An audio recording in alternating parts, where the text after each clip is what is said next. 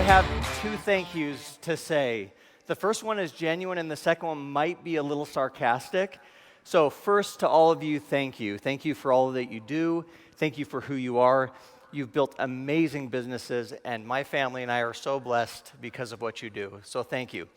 Now, for the sarcastic one, whoever put me in between David, the Hernandezes, and the professional speaker, Aaron King, thank you. I really, really appreciate being in this position. Well, in the ever-evolving worlds of brands and business, there's one thing that's constant, and that's change. Now, change can be a really good thing, or change can be a bad thing. And it kind of depends on how we handle it, right? So for those who embrace change, it can lead to innovation, and it can lead to growth. But for those brands and individuals who don't embrace change, it can become a stumbling block. So today I want to introduce you to a few brands who are able to embrace change and do really, really good things. And I want to share a few examples of brands that were not able to embrace change and some of the effects. And then I want to talk about the evolution of the LifeWave brand. And we're going to have some fun and look back at some amazing things like old packaging. So to start out, you probably recognize these three logos up here. These are the ones that have been successful.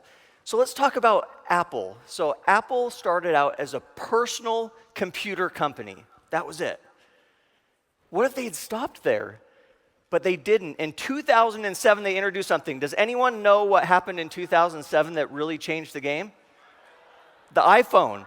Yeah, the iPhone was introduced. And from there, it was innovation after innovation. It was the iPhone, the iPad, it was Apple Music, it was Apple Movies, and they continue to innovate, and they become one of the more successful brands in the world and more profitable brands.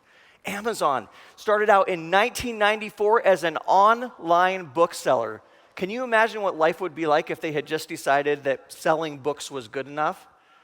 But they didn't. They continued to innovate, and they continued to grow their offering.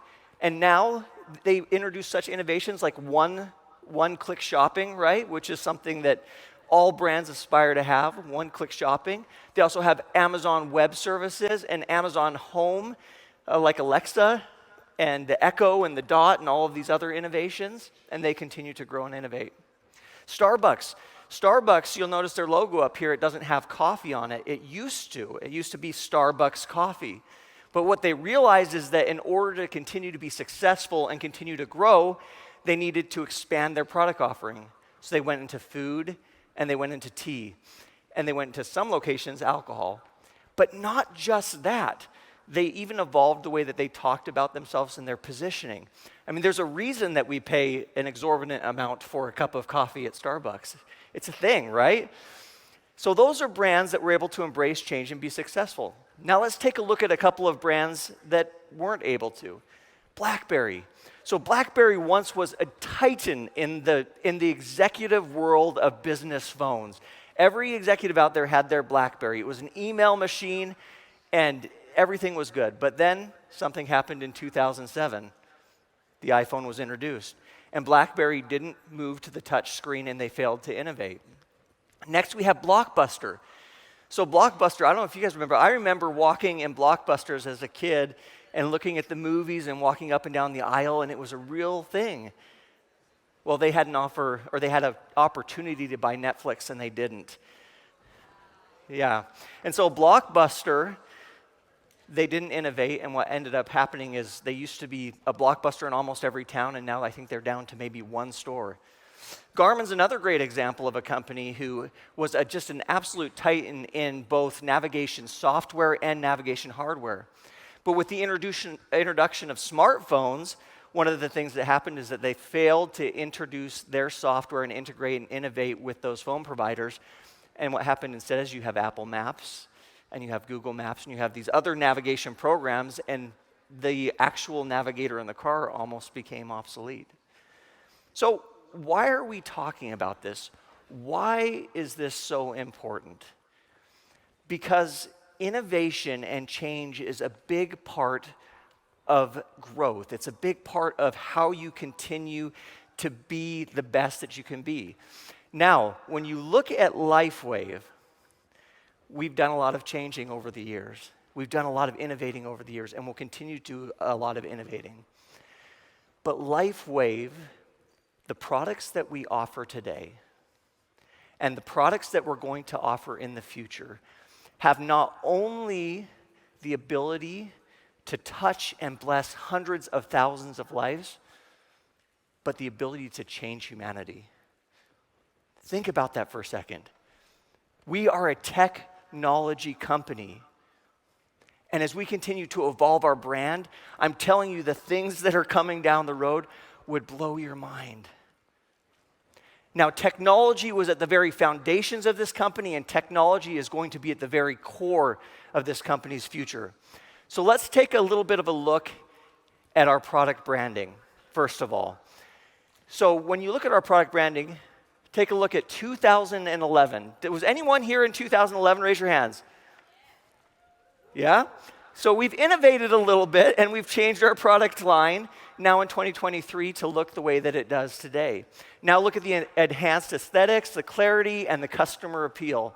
There's a new, fresh look, and David's vision and continued innovation has led to the addition of some pretty influential products like X39 and X49.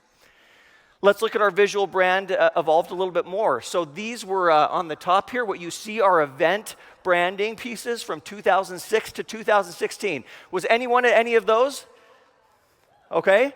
And then you look at the branding from the recent events here, and as you can see, it's a more consistent look and feel while still highlighting the uniqueness of each event. Next, we're going to take a look at the website, the old website versus the new website. And what you see here, again, is a visual brand that shows lifestyle imagery, that shows the patch placement guide. We talked about that a little bit. And continued innovation in the visual branding of LifeWave. Now, in addition to that visual branding, we need to continue to evolve our positioning and story. Just as Starbucks and Apple expanded their product lines and overall vision, so must we. And just as Amazon grew to be more than an online bookstore, we are so much more than just a patch company. To think of that way would be short-sighted, right? We are a technology company. And again, the products that we offer and the technology that we offer have the ability to change humanity, to change hundreds of thousands of lives. It already has millions of lives. And we need to embrace that. So let's take a look at some of that, because technology, again, was a core part of our past. So LifeWave was founded in 2002 by David, right?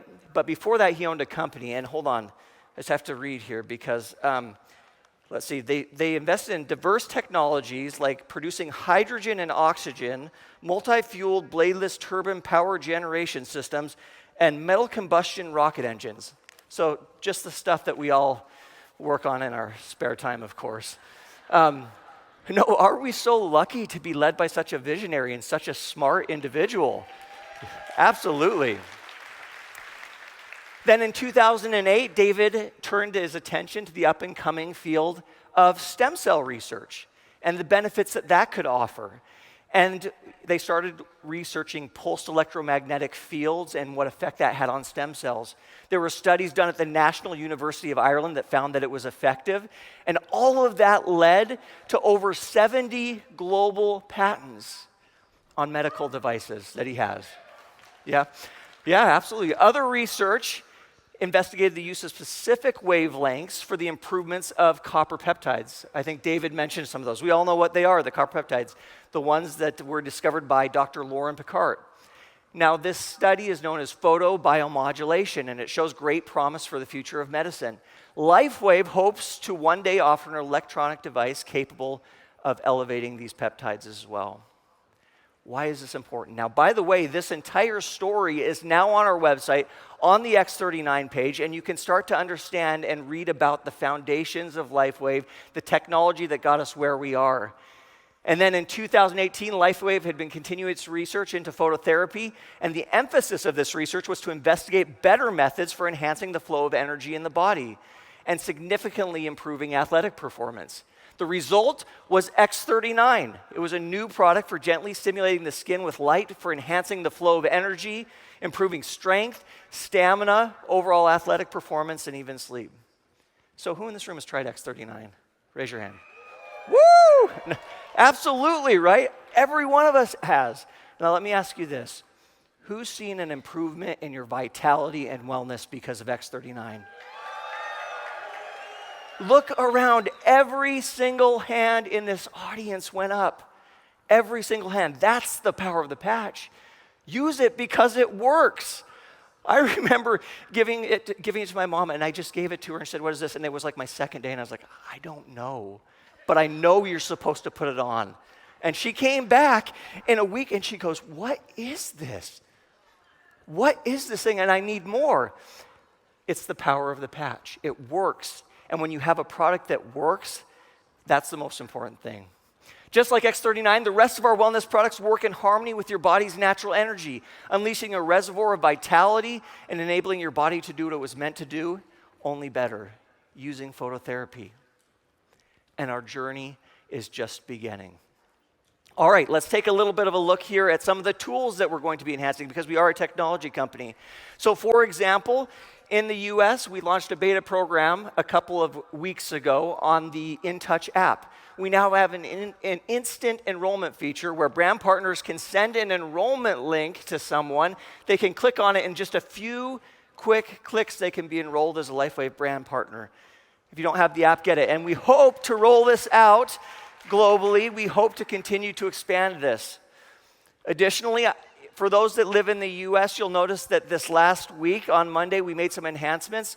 We heard that we wanted it to be easier for us to enroll brand partners. So now when you click on the Join tab, it takes you directly into a brand partner enrollment.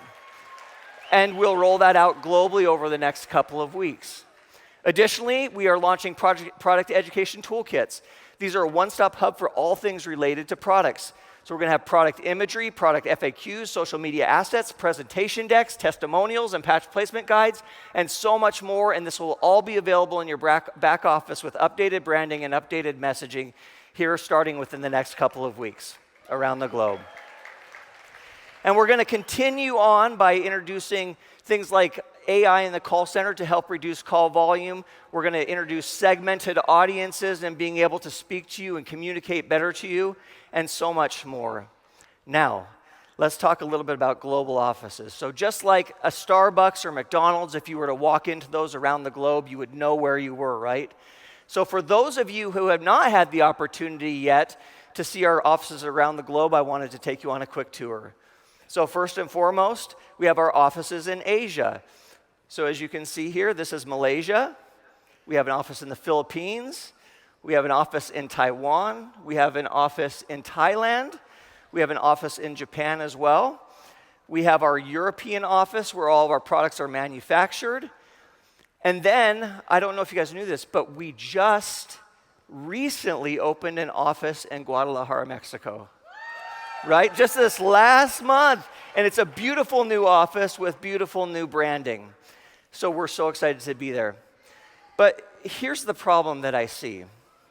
I'm standing up here, and we've kind of migrated the global headquarters to Utah over the last couple of years, and I'm looking at all of these beautiful offices, and you know what? I'm a little bit jealous because we don't have a beautiful office, a beautiful global headquarters.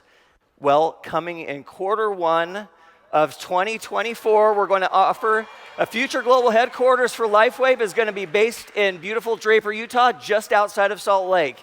Why is this important for you? Because you are all invited to come. There will be conference rooms and places where you can bring your teams and visit. And there's another really, really, really big surprise, but I can't tell you about it because it's not mine to tell. But David will tell you about it tomorrow. So I'm so excited for him to do that for you. All right, finally here, just to wrap up, my friends, we are in an amazing company with amazing products that you can't find anywhere else in the world. Our brand will continue to evolve and has evolved. We're led by a visionary. David is a man of faith, and I promise you he sees things in the future that nobody else sees, and he is developing products and technology solutions to address those. I am so proud and so grateful to be a part of this company. Thank you for all you do, and thank you for your time.